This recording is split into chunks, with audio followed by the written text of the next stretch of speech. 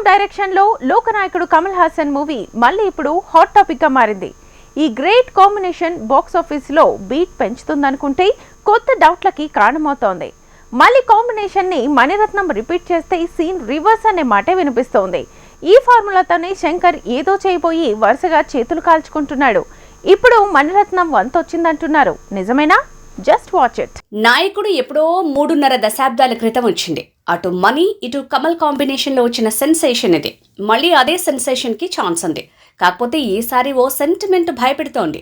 Ponniyin Selvam, Nawab success తో మళ్ళీ జోరు పెంచిన మణిరత్నం పాత ఫార్ములకు కొత్త కలర్ యాడ్ చేయబోతున్నాడు.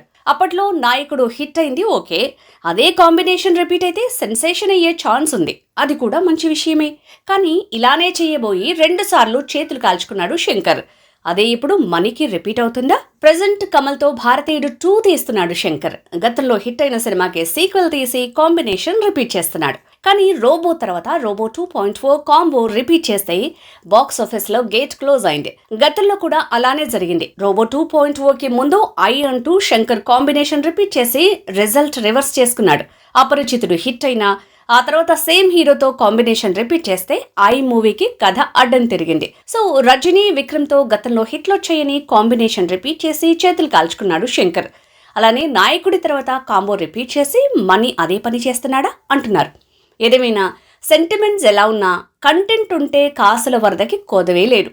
కానీ మణిరత్నం మేకింగ్ ఒకప్పటిలా లేదనే కామెంట్స్కి బ్రేక్ పడట్లేదు.